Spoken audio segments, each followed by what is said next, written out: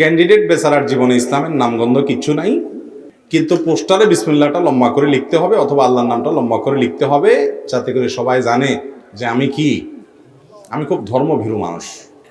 Vote যখন চাইতে আসবো তখন লম্বা করে একটা টুপি মাথায় দিয়া খুব ফেরেশতার মতো ভালো মানুষ সেজে, ইনোসেন্ট বয় সেজে আসবো। আমি যে ডাকাত, টিনচোর, গমচোর 2 নম্বর সেটা লুকায় রেখে এরকম আসতে হবে। এই চরিত্রটা আমাদের মধ্যে আছে। যেই জোরে ঠিক বলছেন তাতে মনে হয় যে হুজুর দিছে প্রার্থীদের কেসকে বাঁশ এবার নিজেও কিছু খান।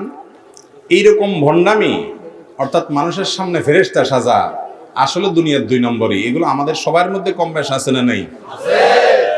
এই কপটতা ইমানদারের চরিত্র না, এই 2 নম্বরই ইমানদারের চরিত্র। আপনি মানুষের সামনে খুব ভালো সাজলেন, আমি খুব ভালো সাজলাম, লম্বা লম্বা ওয়াজ করলাম, যে ওয়াজ আমি আপনারাই করলাম ওইটার উপর নিজে আমল করলাম না, আল্লাহ মাফ করো, এটা কখনো ইমানদারের চরিত্র হতে।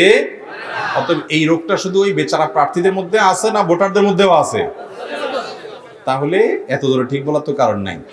ঠিক তো নিজেদের বিরুদ্ধেও আসে, তাই না? আল্লাহ তাআলা আমাদের সবাইকে খাঁটি মুসলমান হওয়ার তৌফিক দান করুন। আমাদের কথা এবং কাজে যেন মিল থাকে, আমরা যেন 2 নম্বরে না করি, বাটপারি না করি, চিটারি না করি, প্রতারণা না করি, খাঁটি মানুষ হই যার ভেতর এবং বাহির এক, 2টা পরিচয় না থাকে। এই 2টা রূপের কারণেই পোস্টারে দেখেন যে বিসমিল্লাহির রহমানির রহিম লম্বা করে লেখা, অথচ ওই ক্যান্ডিডেটই তার প্রচারণার জন্য বহুত ইজি বাইক ভাড়া করে সেখানে সামনে একটা পিছনে একটা মাইক লাগায় এলাকাবাসীকে চাইলেও গান শোনায়, না চাইলেও গান শোনায়। দেখুন, পোস্টারে বিসমিল্লাহির রহমানির রহিম লেখা, এই বিষয়টা ওই সময় অনুচিত। যখন এটা লেখার ফলে আমি জানি যে এই পোস্টারটা একসময় ছিঁড়ে ফেলা হবে, নিচে পড়বে, ড্রেনে পড়বে, ময়লায় পড়বে, অসম্মান হবে। কারণ বিসমিল্লাহির রহমানির রহিম এটা আল্লাহর কোরআনে কারীমের আয়াত, ইন্নাহু মিন সুলাইমান ওয়া ইন্নাহু বিসমিল্লাহির রহমানির রহিম।